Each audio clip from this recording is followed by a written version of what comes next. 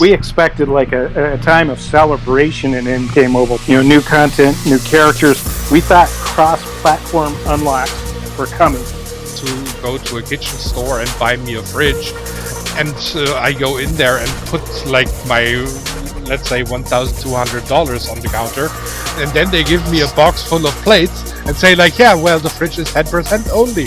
It's exactly like a slot machine. I mean, I've played slot machine games, and it's almost, except instead of real money, I'm getting the card. It is the same thing pretty much, except I'm getting this card instead of, $100.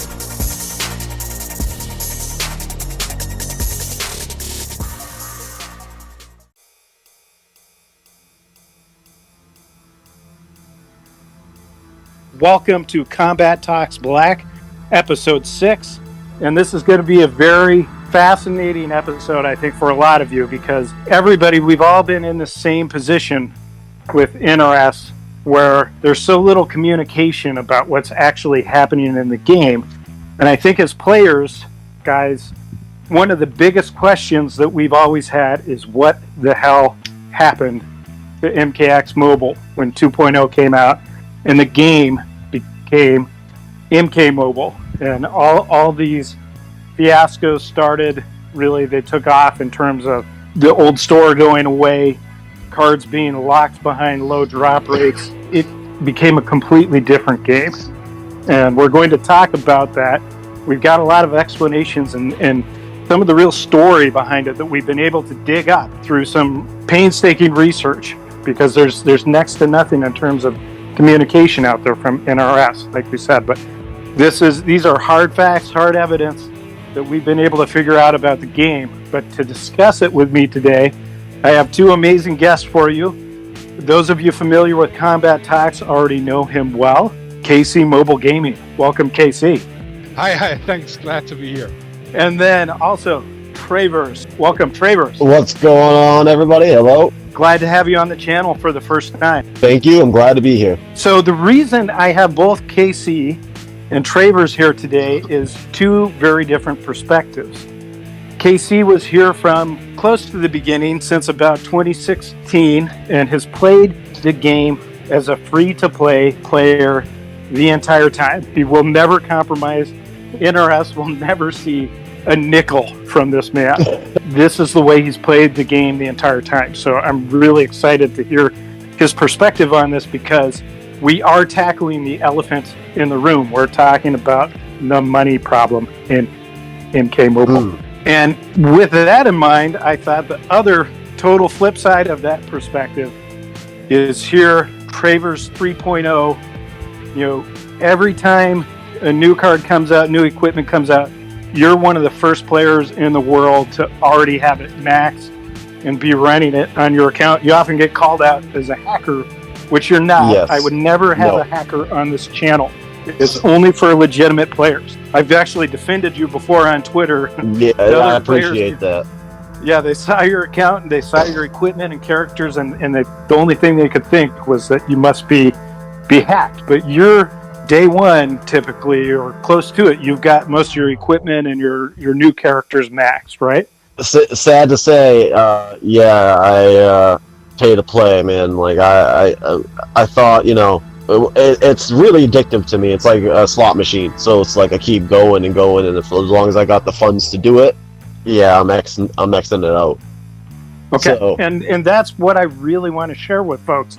I think a lot of people don't understand that feeling and that kind of mentality, and I think that's something that NRS is actively seeking to create within players these days, and it's something that I think we need to warn players about, because there are a lot of players that kind of take the journey. I'm sort of here as the in between, where I've done a fair amount myself, tower packs, even some of the new characters. I allow myself to get a copy or two, and but I could feel that pull, and I think a lot of people need to understand how much thought and process is put into that to push players in that direction. But okay, before we get started really in breaking things down, I want to share with you guys what I found out about the history of the game and some of these things that might actually be behind the shifts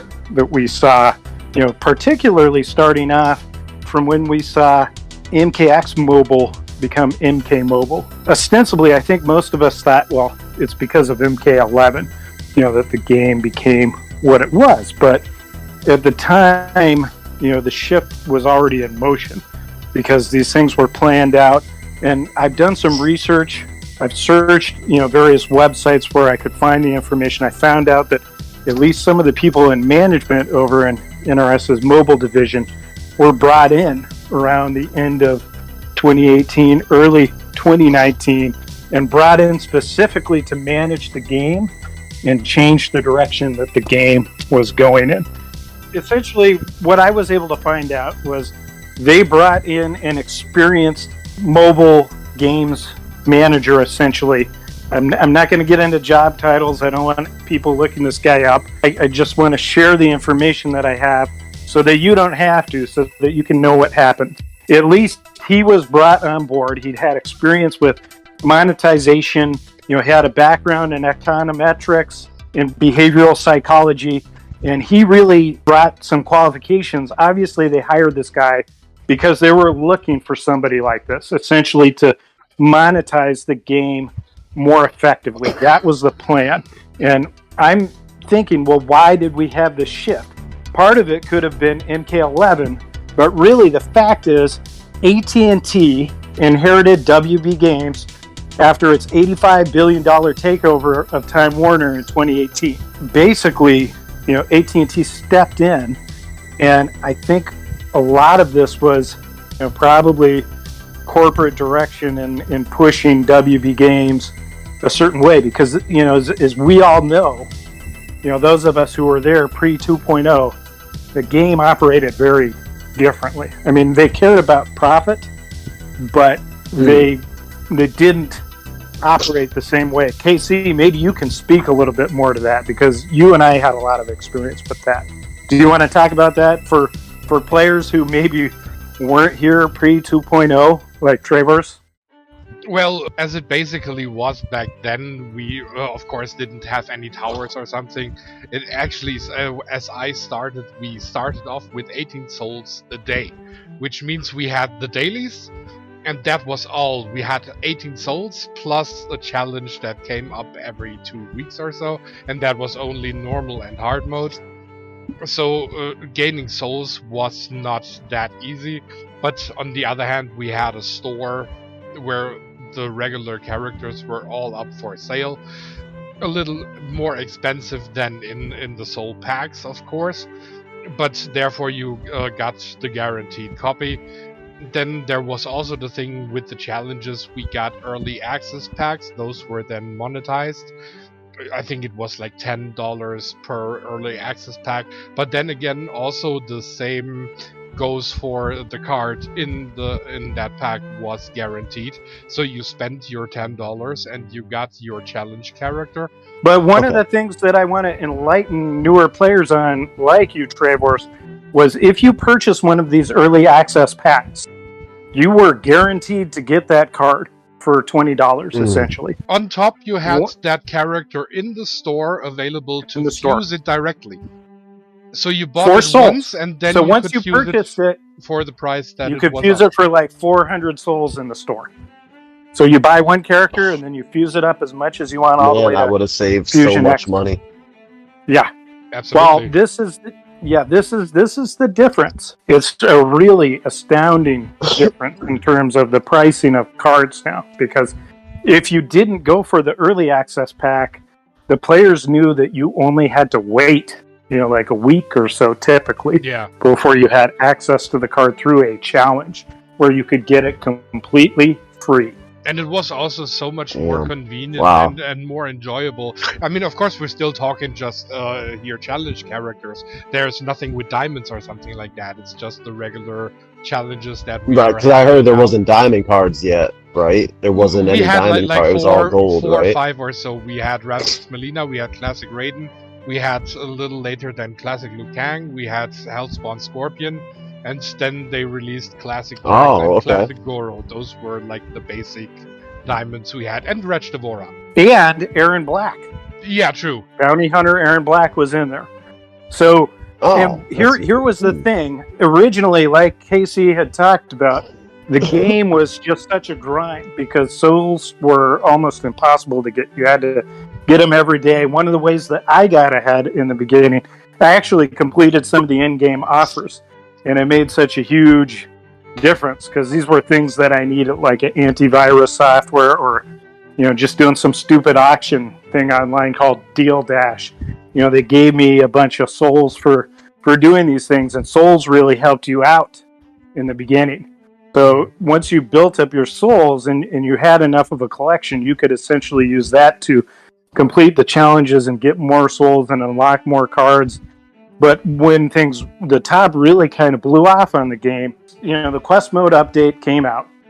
And essentially at that point, players could run characters, if they had enough characters, on quests to basically harvest the souls that they needed. And you could hoard as many souls as you wanted. You weren't limited to the daily challenges, essentially, and just running the challenge modes themselves, as they were. And the challenge modes used to take a lot longer. A lot of times they were almost like 2 weeks or a month or something. I seem to remember it was like a long time. By the way, I just looked it up. Should have got it at the Quest beginning. mode was released with update 1.16 on December the 21st of 2018. 1.16. Okay. Alongside characters such as Cosplay Jackie Briggs, Classic Melina, Injustice 2 Raiden, and equipment was Moloch's Ball and Chain, Dramon's Mask, and Karo's Guidance. This is the thing to understand about the game such as it was before. Like, they had updates like 1.19 or even like 1.16 that Casey talked about, where each update brought like 6 to 8 new characters. It was not this kind of one character every 3 to 4 months that we get now. I mean, You're talking updates every other month, and the updates had 6 to 8 new characters every time they rolled out. Which is actually interesting because back then they didn't monetize, but they really spoiled us with characters. Now they get the money and they don't spoil us.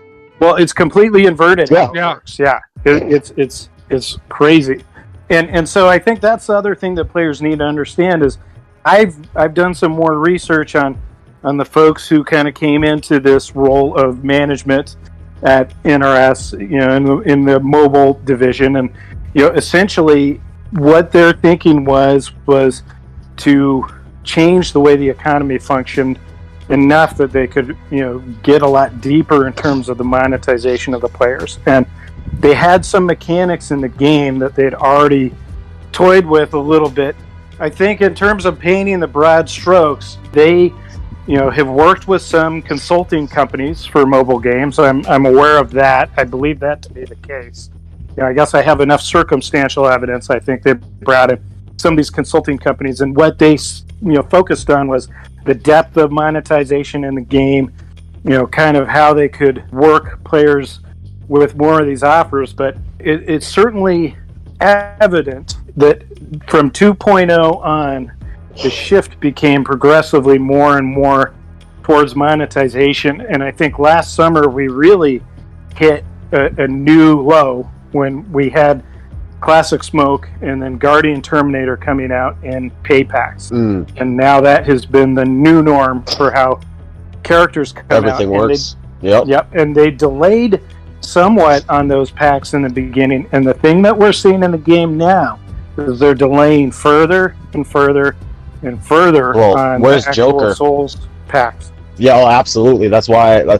That's another reason why. Like, I probably shouldn't have bought, because I've gotten Classic Noob, and Classic Smoke so many times in different packs that I bought. It's like, why did I even buy them? I was like, I X'd them out already over buying MK11 Rain. So it was like, oh man, what was I thinking? But it was like, when the card came out, I want it now. It's instant gratification. It's like, I know, I want it done. I want it now. I want to be the first one to have it. And that's the addictive personality talking. And, it is what it is. Well, and I think that's exactly what they're looking for. They're looking for the percentage of players out there who, have that personality and who connect to the game on that level and have the money to spend furthermore. So, I think they're specifically trying to harvest that. And I think, knowing the background of, the management that was brought in, that their focus is, behavioral psychology, econometrics. They manage the economies of previous mobile games. To a certain extent, this guy's background was in, I don't want to give away too much, but it's in something similar to towers that we get now with all these big boss fights. So, that's where I really feel his influence, I think. And I could be wrong about this assessment, but, it's kind of like knowing this guy's background and knowing that, the bend of the game became, these towers and the acquisition of all this equipment. 10 equipment every time. I mean, some of the equipment's like, I don't really care for, but there's some of it's like, yeah, I want that done. I want that. And I think that's what they want. But, they have those meal in between where you say, yeah, I need that one piece, and you get all the others way easier because that one piece that you actually want is kind of hidden. Well, and I think part of the strategy now is they run them for about 3 weeks. And I think the reason they do that is they want to make sure that whoever's playing them cannot, get the epics, that they want out of it, or even the rares necessarily. Because if they ran the events for too long, then people could actually get the gear without paying for it. And especially with new players in mind. Yep. Right, that's what I'm thinking about is the new players. I'm always thinking about the grinders, and you can tell by my videos, like I feel for that, like the people that grind, dude, they deserve a shot. They deserve this equipment, man. Like, what the hell? And that just bugs the hell out of me, So yeah, I think that's kind of a good segue, though. We've gotten to the point in the game where these tower events come back, and they're basically like a 3-week run. I doubt, like with Black Dragon Tower, it remains to be seen. You're looking at exactly the same Black Dragon Tower. So in this case, they didn't even change any of the boss fights. They didn't even do any new development whatsoever. Wow. No new development. They kept everything the same. Maybe even the drop rates are the same, which would suck because they improved those with the new towers. But again, they probably kept them the same, and you only get trimmer. What we've seen since the beginning of the year is the only new character that was released in pay packs for a long time was Classic Noob Saibot. And then in pay packs, once again, we had MK11 Rain, but technically Classic Noob wasn't even really a character in 2021 because it came out end of 2020. It was actually in the game then. We only have had MK11 Rain and now Classic Jade. We're halfway through the year with only 2 new characters, only in Apex. And you look at the strategy in game now, I think you can say the most recent move that they made, with the movie was really just to promote and bring in new players and take advantage of that opportunity. Just another attempt to take advantage of people who look at that hashtag and try and get them steered into MK Mobile. Why not put, release the DVD? How about you put a skin inside for MK11 and something for MK Mobile? So Souls, whatever. We just put something in there. I bet you people that play MK Mobile will buy that up. People that play MK11 will buy that DVD more than, because the movie to me, it was all right. It wasn't. I don't know. I guess I remember the older ones. And well, Travers. So I'm just gonna say, like, when you ask that question, like, you get to something that KC and I were wondering what the fuck happened, because when we thought MK11 was coming along, we expected like a time of celebration in MK Mobile, like a revival. Like we thought things were gonna go crazy in terms of new content, new characters. We thought cross-platform unlocks were coming. Like if you had MK11, they also renamed to MK Mobile from MKX. So basically, it was open door for so many characters potentially. Could be older 3D era characters, could be brand new MK11, MK12, whatever may come after. Like literally open that entire mobile game up for so many character potential unlocks, and basically all we got was 3 gold cards. Yeah. At least in the beginning. And here's the other thing, like, I came to the game because of the cross-platform unlocks. I was an MKX player, and like you, I couldn't stand the idea of playing a mobile game. All the mobile games I had played were crap. You know, I kind of thought, like, Candy Crush, Clash of Clans, like, I'm never going to play a mobile game. But they had certain skins in MKX that could only be unlocked by playing MK Mobile. So I started playing MK Mobile only for that reason.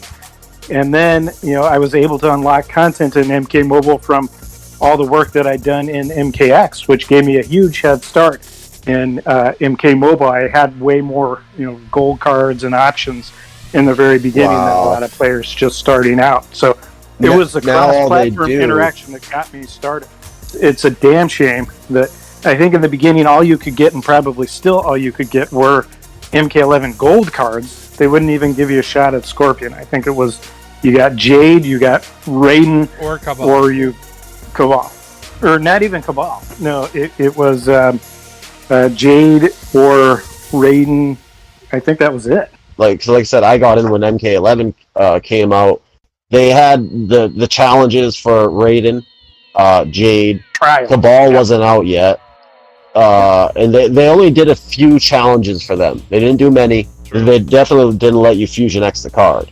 So this is the heart of what I want to talk about in this podcast too, though, is that ultimately, you know, the game was so different pre 2.0 and after 2.0. You know, they took all these moves to first, you know, I think the strategy with 2.0 was to push players to get souls, and then to make souls something that you had to pay money to get, or just grind an insane amount to get, which we did anyway. You know, we still did, and they gave us Scorpion and then Sub-Zero via Faction Wars, so we still could grind. You know, they have this trend in the game where, you know, they made rewards, you know, a card that was really tough to get, a guarantee later on, like Tremor. Now it's not even guaranteed, but it still comes up, like after, you know, potentially, you know, Trevor's, you hammered the pay pack for Shang Tsung. KC, you hammered the Souls pack for Shang Tsung, got nothing out of it, and then all of a sudden he's a tower reward. So they're essentially giving him to us, but instead of guaranteed as it was in the past with Black Dragon Tremor, with Black Dragon Cabal, now we don't even get the guaranteed reward. We get, you know, ancient diamond cards, you know, gold conversion. We get guaranteed sellbacks. Yeah, guaranteed sellbacks. Like classic Reptile as a sorcerer attack. Like, I get his brutality was released. Okay, fine, but that card is literally given away. He is one of the easiest cards to get if you do the quest. Anytime the Reptile quest comes out, you go into Outworld, you get the eyeballs, you do the, you know, he's literally, they give him away. And not only that, they're trying to sell people the classic Ninja pack, which he is in as the one diamond that you can actually get in that pack. So they're forcing players who are getting the Souls packs for those specific new gold cards to get a bunch more sellbacks of Reptile as well too. Like Shao Kahn, Reptile. There you go. Those are the ones you're guaranteed to get. That's it. That is it. You are guaranteed to get them. Relicon and the Reptile Tower. There you go. That's it. Yeah. Also, so for them doing that with this. Also very interesting is that Reptile only became a reward after a certain amount of times that Reptile event took place and people were actually done maxing him. That's true. After that, they started putting him as a reward. In packs, yep. Wow. So they probably just did the math. It's like, how many times do we need to bring that Reptile event until, like, players who go through every single event to fuse him to max? And after they are done, then we start dropping him. Like, as a reward for whatever. In this case, it was the Sorcerer's Tower. But beyond the game, I want to talk more about kind of the overall meta of the money in the game. And one of the things that came up was, you know, back in May, I think it was like May 18th, the news broke Warner Brothers Games was reportedly being split up due to the recently announced merger between Warner Media and Discovery Incorporated, an AT&T parent company of Warner Media. Essentially, it was announced that NRS, I think, or WB Games in general, was kind of being broken off, and things were going to be changing there. But I think because of this whole merger process, kind of just like we talked about at the beginning of the podcast. Shit end of the stick. Yeah, I think the players are the ones. The players are the ones who got screwed because they're trying to show value on a balance sheet, is what it seems like at the end of the day. In both these cases, shareholder value for mergers and acquisitions. This whole thing started with AT&T back in 2018. They brought in management specifically to turn the game into this blood-sucking monetization heavy game where it used to be this kind of fun mobile game.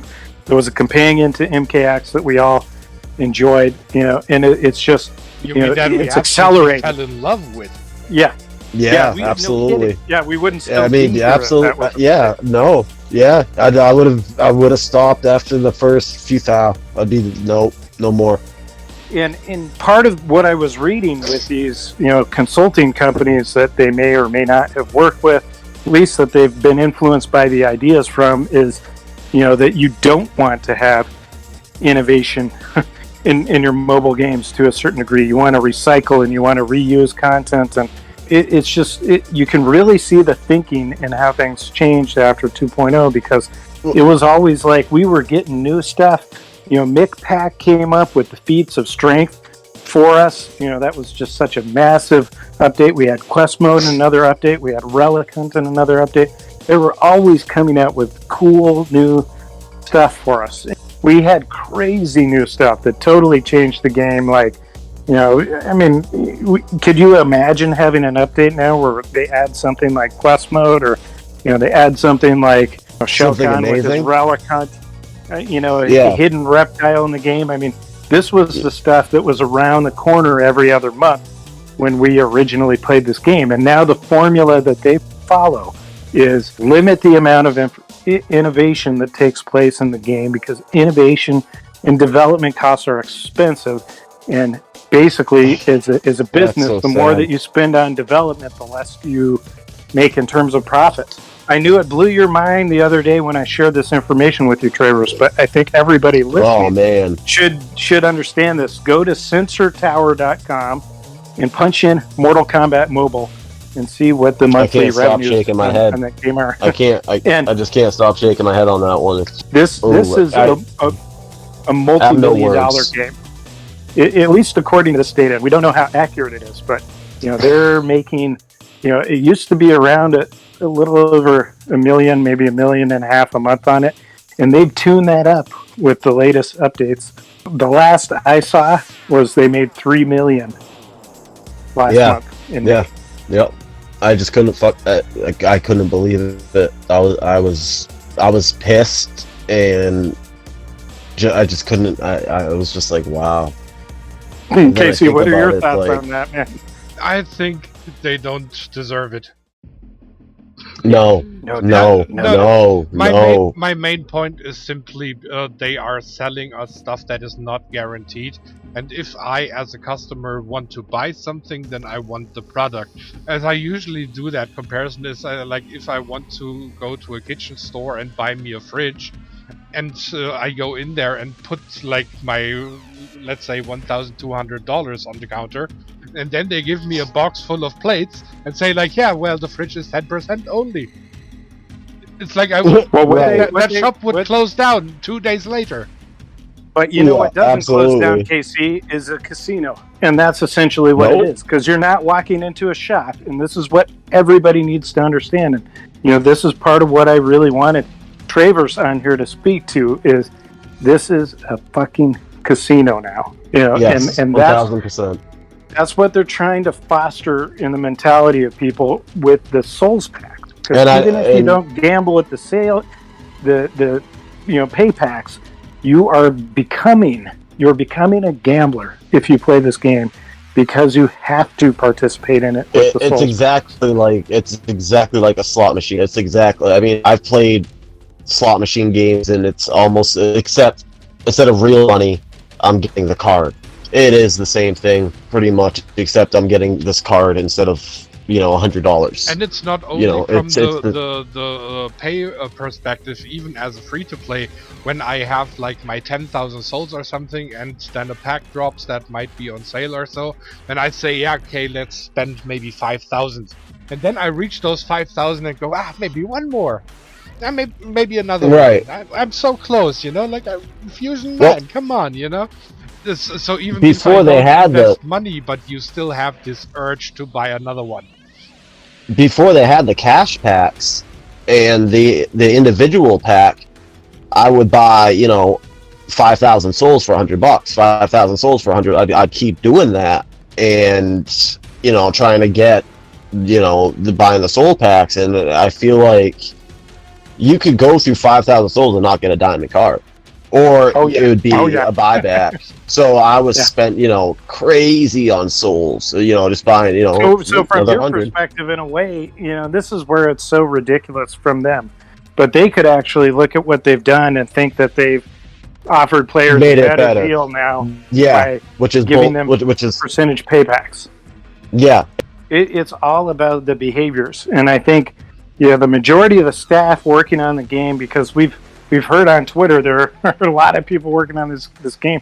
We see pictures of people at barbecues and stuff. There's tons of people, Casey, it's like, what for all that actually gets developed, it's like, what the hell are they working on? And this is what I think it is. They're looking at the microtransactions within the game. They're focused on how people behave and what they're trying to cultivate, even if it's kind of actually guaranteed, at least in this case. But they're trying to get the people who won't spend money to find a reason to spend, because once people open their wallet and they do that behavior once or twice, they're way more likely to do it in the future. And the people who develop this completely understand that. That's why the Souls Pack's like a path to getting people to gambling, and then they'll get them gambling more in the game. And the thing that I find fascinating about it is somehow they can feel okay with what they're doing, because I don't know, they must justify it to themselves somehow that they're teaching people these kind of behaviors. But what they're essentially doing is they're fostering people gambling and having addictions and gambling habits. Which I've told you before, that I am a person with addictive personality. It's very easy for me to get lost in it and be like, blah, blah, blah, blah, blah, blah, blah, blah, blah, blah, blah, blah, and it's like, shit. Oh man, I spent way too much. It's like, but I'm not leaving myself destitute. I'm not completely broke ass, but like, spent way too much than I should have. It's like I told myself I was gonna stop here, but it was like, oh no, just go again. Well, and that's the thing. We got KC, who's got through thick and thin, no matter what, he's stuck to free to play. But even good for him, man. Good, seriously, good for him though. I mean, it's fucking awesome. But here's the thing, man. I mean, even you'll admit, KC, they get to you in terms of the behaviors that they want to cultivate, which is kind of hitting that point where you're getting out of control. You had your line that you didn't want to go past. Yeah, totally. The thing is, just like in terms of when it really comes down to money, for me it's very easy, because the choice is either I spend it on my game or I have food on the plate, and there is no discussion. I'd rather have something to eat than something to play. As long as I can play that game for free, why should I invest anything? And if they want, I see what you're saying. If they one day decide that I can only play that game if I invest money, then I will be gone from this game. I will then probably look at something else. But also on the other side is like, when it comes to monetization, I expect a product, and I expect a flawless product when I buy it. And the way I see it, every time when they release something, it is full of bugs. Even if they are fixed, they might be back the next update. Just look at Scorpion. How many times has the special one of Scorpion been bugged? It's back again, this tower. They don't bring another bug fix update, not even like a little a tweak in between, like in between the towers. Now we get the Black Dragon Tower. Scorpion is still bugged. They could have dropped an update yesterday. Just a little quick 4 hours. We go into maintenance. Just the bug fix updates to fix I've said something similar to that on my channel. I said, I would rather have a 2-day, 3-day update and them actually fix go through the whole entire game. I would rather have it down for a fucking month. Fuck it. No. Have it down for a month. And then at least have everything fixed, and then it'd be like, oh wow, this runs beautiful. Exactly. There's no glitches. There's no, this would be amazing. But there's no way that will ever happen. They won't even have it down for a day, a week, because that's losing money. Even if you invest money, you basically buy a flawed product. It's never guaranteed to work the way it should, or as it's supposed to be. And that's another thing. Yep. If there is something that benefits the players, they immediately drop this update to fix this. Well, they should. If it's to our detriment, they leave that in for months. Yeah, they don't. Well, they should have left it. They should have left it the way it was. If they, accidentally did it, oh well, keep it like that then, because people expect here's the thing, Travers. I wanted to speak to your point because it was a very salient point. Like, if somebody's going to spend a bunch of currency or spend even more than that, real, hard-earned money on a game. To purchase an equipment or purchase a character, they should get, to keep what they paid for. But we've had Nomad's Buzzsaw used to have stacking speed nerfed down to just 1 speed boost. Classic Smoke used to have stacking speed nerfed down to just 1 speed boost. We've had Thunderlord. Wait a second. I didn't even know about that about Smoke. Yep. Wow. What? And then we got the Thunderlord Sigil, which used to, and maybe it was a bug, it actually took damage on anybody, on the team when there was a stun, as long as one, teammate had it equipped, and it was so overpowered. As soon as Nightmare Tower was over, nerfed. That was gone as well too. It was almost a worthless rare. And at the same time, you also had the Demon Bat. Casey and I were talking about this in a conversation earlier. That was nerfed as well. Well, and here's the trend that I really want to highlight for everyone, because we all know it now, but it needs to be said. With the Sorcerer's Tower, and I mentioned it in some of my previous videos, the gear was made for the tower bosses. It was not made for the players. But further onto that, the gear was made to essentially be used against us in Faction Wars in Survivor mode by the people who equipped it. Because it doesn't activate, and the effects don't happen nearly as often for the players. No. And specifically, I'm talking about like Varan Jacket, rares that in the epics that have the effects that are chance based. Barely ever happen. Yeah, that the AI is going to cheese the hell out of. Players are going to put it on there anyway, because at least with the Varan Jacket, they get the special attack damage. That's pretty huge, and then the critical attacks heal, so people are going to wear that in Survivor mode regardless. But when you face it max, it's going to be a completely different experience than if you actually own that piece of gear max and equip it to your character, or even not max. I mean, even if you're like at a Fusion 2, I had a Fusion 2 Varan Jacket that I went up against in Survivor mode, and I think it activated something like 8 or 9 times on me in one match. Wow. Yeah, I can't imagine just that insane frustration when you're sitting there and taking it. Yeah.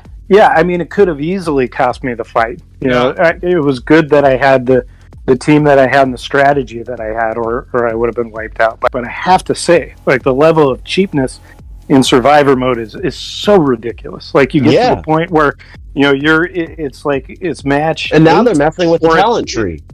Yeah, it's match 8 or it's match 12. And somehow, like at the last second or two, you're one guy, the other team hits a Revenant and a Bone Shield, and somehow, and then they get a special, or they've got the Shaolin's Last Stand or something. They manage to just barely knock out the one character on your team. They cheat in terms of the frames, that the AI is allowed to use, and this happens all the time in games, but the level that they've taken it to, because it's gotten progressively worse with each update. I mean, it's just gotten to the point where I've made videos.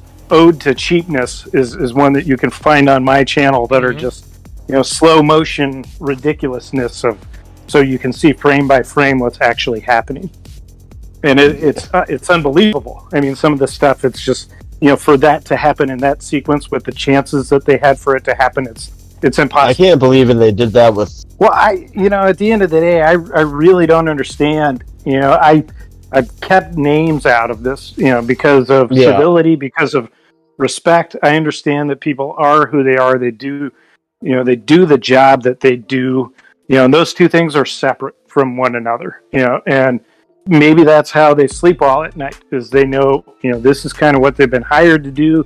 They do it well. That's what they're paid to do, and they leave it at the door. But even then, I would think that, there's got to be some kind of crisis of conscience there, because at the end of the day, you're trying to turn people into addicts. You're trying to foster gambling behavior in people, in players. And then if that's not enough, the ethics of it are just, it's beyond questionable in terms of business practices, because the algorithms may be rigged, as we talked about. We don't even necessarily know that they're actually what they've been posted, but just the games that they play with players in terms of banning people with zero communication, no way to appeal it, for legitimate players. I mean, these are the kind of things that, when you look back on it, you think that it's inconceivable. They sleep at night on their yacht with a bunch of strippers. That's how they sleep at night. that's how they're all like, oh yeah, we're doing the right thing here. I think like the biggest problems is really also that support. Like, even if you really have an issue and you're asking a question, like, really explain to them in detail what your thing is, or what your issue is, and the reply is then, your request was not clear enough. If you need further assistance, or the elder gods are. Yeah, exactly. Like, if you need further assistance, feel free to contact us again. It's like, how was I not clear? I basically said fix your problems. Yeah, and if that's not good enough, they'll just give you 800 souls, and they're like, there you go. Yeah, exactly. It's like, no, not problem solved. It's like, no, not at all. Like, come on, bud. Like, no. It feels more like they literally try to shut you up with ridiculous answers. Usually copy and paste. It's not like that they really sit there and think about your case. It's like, okay, this is regarding souls. Standard as long as there's a response, 2 or 3. Yeah, as long as there's a response, they close out the ticket. I think that's all it is. Yeah. They're not trying they to close that. resolve anything. Yep. Nope. And they close that ticket out quick. Yeah. At least in my experience, they'll close those tickets out pretty quick. And then I just keep replying to the same ticket, and I'm like, no, like, you got to listen to me here.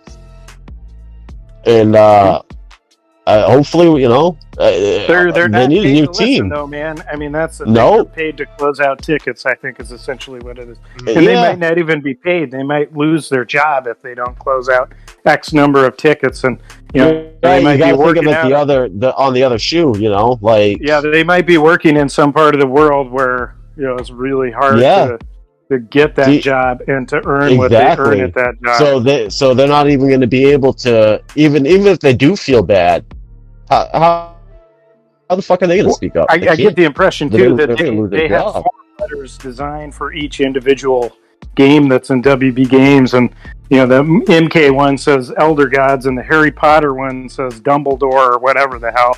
And they got one for Game of Thrones, and they got and it's like the same dudes just getting mountains of emails, and they just blast through them all as fast as they can to close them out and use the form letter to reply.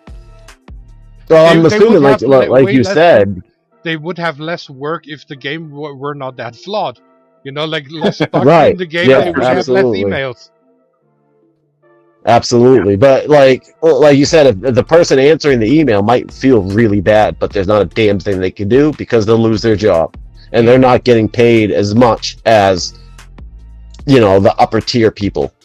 Well, and I just they're I just making don't bank. think I think they're completely like subcontracted. Yeah, third world country more than likely. More. Yeah, Yeah.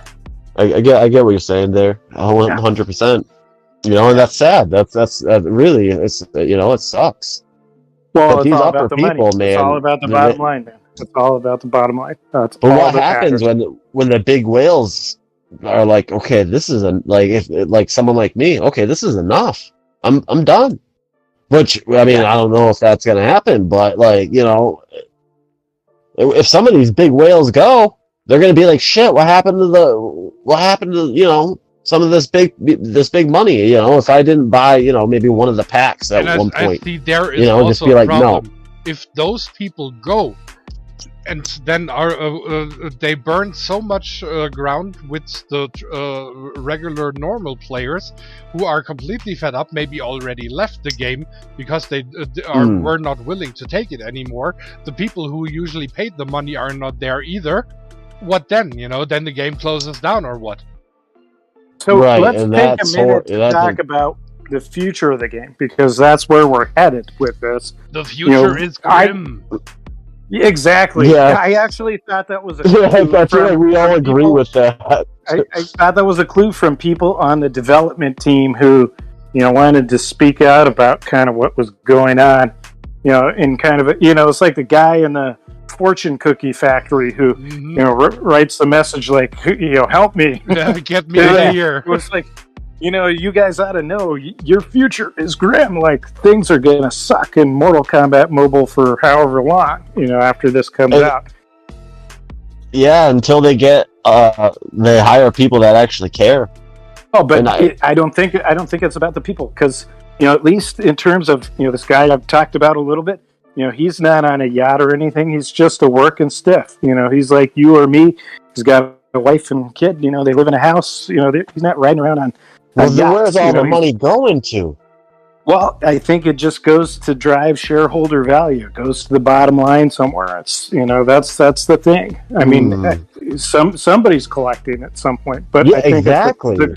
It's a corporate way where you've got the CEO who's making 1,000 times what the average worker makes, and they're driving numbers, and they're pointing to this and that, and they're pointing to what they want.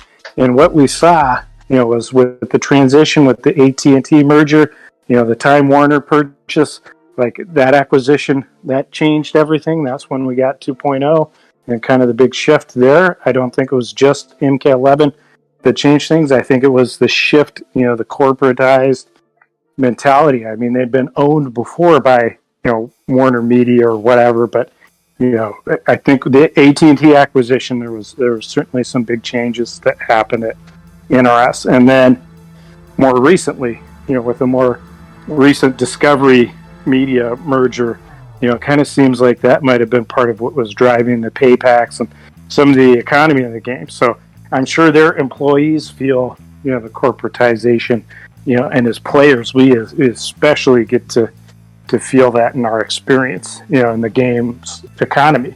And let's also not forget that everything that MK Mobile is gaining on revenue will not directly go back to MK Mobile. They might develop a new Harry Potter game or whatever they are working on NRS. So basically, the MK Mobile players pay for the development of the next game, while we are getting less and less. They might focus on something else and prioritize there. I thought about that. Yeah, I was wondering if that they might be working on MK11-12 with MK Mobile money, or making a new Injustice game. Who knows? Didn't they say that they want to make a Marvel fighting game or something now? Maybe that's they've got a new studio out here in San Diego. Yeah, they've got a new studio out here in San Diego, my hometown, and you've got John Tobias there. And they've got a project that was kind of super secret. I think it's been announced, though, that it's like a Marvel crossover fighting game or something. So I'm not as big into, I don't do any of the Injustice or anything like that. So neither do I. I haven't really cared that much for it. No, neither did I. And neither is Casey. Nope. we need the superhero guy on this podcast, but we We don't have that angle covered, but potentially that's where all the money from MK Mobile is going, because it sure as hell is not going into the development of the game. Exactly. That Absolutely much has been not. very consistent. I would say you could say from 2.0, all the characters and updates and everything that we got probably would have been only enough to cover maybe 1.5 updates in the original MKX Mobile, the way that they used to do updates. Wouldn't you agree, Casey? Yeah, absolutely. They probably would have released them as just regular golds and challenges, and maybe a few diamonds in between. But basically the amount that was released, it's ridiculous if you think about it. Especially that we said that MKX Mobile was the companion game to MKX on the console, and then they opened that year up for MK11. But how many actually MK11 characters do we have after that long time now? 2 years, 2.5, almost 3. It's like we don't even have half the roster. But I think it's pretty clear, at least with the latest merger acquisition, that the process has been, try to inflate the bottom line, but stall in terms of any development of new content. And you could even look at, Classic Jade and say that Classic Jade is more or less a reskinned MK11 Jade, with a slightly different moveset and kind of a cool passive, but there it is. Well, the thing totally is, recycled. The flow is horrible. That kick fucks up the kick messes up the flow. Same thing with if Gold Tremor and Black Dragon Tremor, the flow, Gold Tremor's flow is amazing. His flow into his combo enders and into the special attack, it's really good. And I feel like with Black Dragon Tremor, that kick, I feel like it just messes up the flow. I do want to say something to that, because I think before we had different developers involved. As far as I understand it, I think JJ Williams was doing a lot of the work with the combat, in MKX Mobile, and I think that's why we had a great flow in combat. Casey and I were talking about this earlier. MK11 Noob Saibot, plays like one of the older cards. Once the bugs have been worked out and everything, and then it was dropped on Game Time Gaming's podcast. Big shout out to the MK Mobile podcast. If you're listening to this, hopefully you got to go and check them out. Hopefully you've already been listening to them. But we heard from Mick Pack that MK11 Noob Saibot was already in development, when 2.0 was coming around. So I don't know why he spent so long in development. We'll never know. Well, for those stories, but it's kind of clear to me, like the combat is so crisp. The moves are so good. And another good play. This is something that existed pre 2.0 potentially, or was in development before then. I think we have to recognize that quite potentially there aren't as many resources being devoted to actual combat in the cards and kind of the move sets and everything. The same. Clearly, JJ is not there anymore, and that was kind of the other thing that this is all speculation, but as far as we could read between the lines, it kind of seemed like when they brought the new management in to oversee things and do the transition of MKX Mobile to the MK Mobile we all know and kind of agonize over, because it kind of killed and took over the thing that we loved. JJ kind of got nudged out, it seemed like, and Mick got pushed into a back seat. From my perspective, at least, it seemed that way. The player's perspective. Yeah, when you were talking to me about that, and I didn't really understand, I blamed him for everything. I was like, okay, it's this guy's fault. So I was hammering him, and which in case when I talking to you, that's not the case. And that's Casey, what's your perspective? I mean, you've kind of heard all the stuff that I've heard. And, it seems like he took a back seat after 2.0. He wasn't like a lead developer; he was consulting. Yeah, and I think he kind of stopped the main development, as far as I heard, after Dark Fate Terminator, which was updated. What was it, 2.4 or something like that? And since then, he's still around or so, but he's not really actively involved. Maybe more as overseeing the entire process or something. I don't know. Yeah, who knows? I mean, there's no communication, so all we can do is speculate. But I mean, it's interesting to know that, around the time that he really, kind of took a step back was when things really ramped up in terms of, the monetization. And our last challenge ended around the time that he left the game too. Because Cabal, that was the last challenge right before Dark Fate Terminal, and we haven't had a new challenge card sent. I know that in this entire episode we really discussed a lot, what's happened with MK Mobile, where we think the game might be headed in the future seems to be the note, I think, to close out on.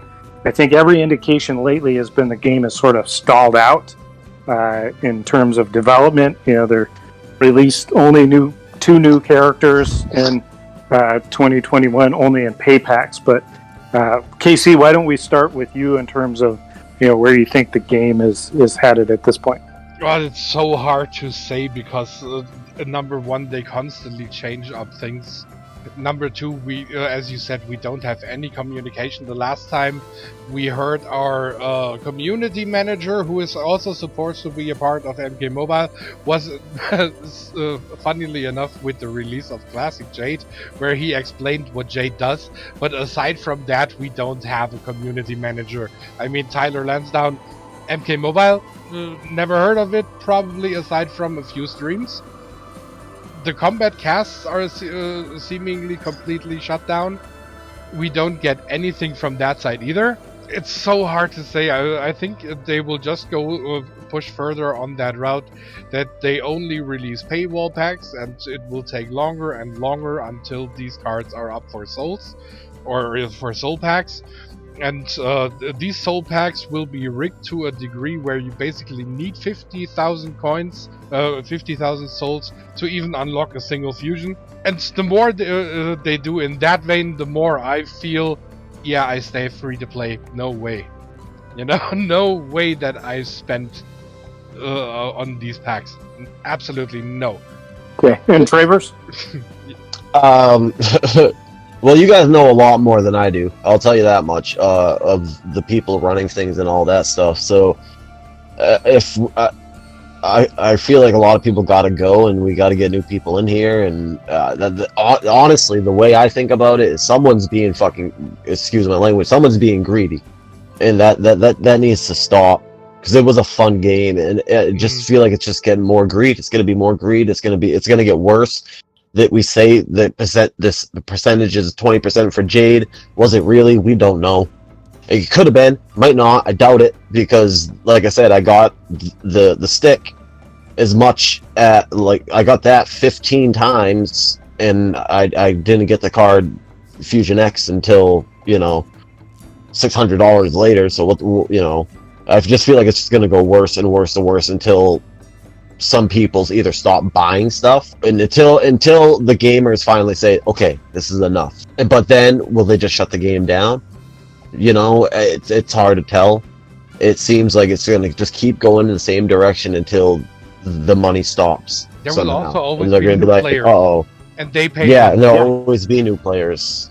Yeah, that's kind of the thing. It seems like they try to acquire new players either through, MK11 was one route, or latest the movie, and the movie quote celebration, that bullshit.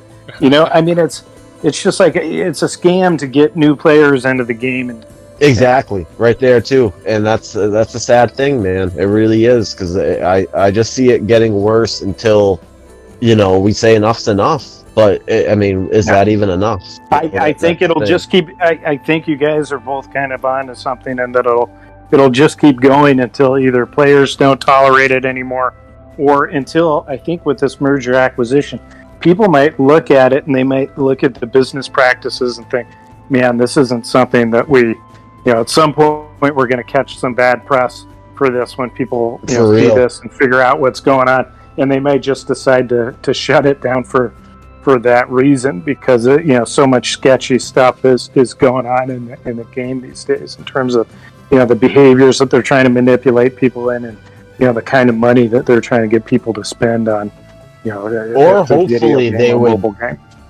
they would go the other route, keep the game up, and get other people in charge or something, or change their ways. Instead of closing it, maybe change their ways. But I think we can do a very simple slogan: make MK Mobile great again. Nice, yeah, absolutely.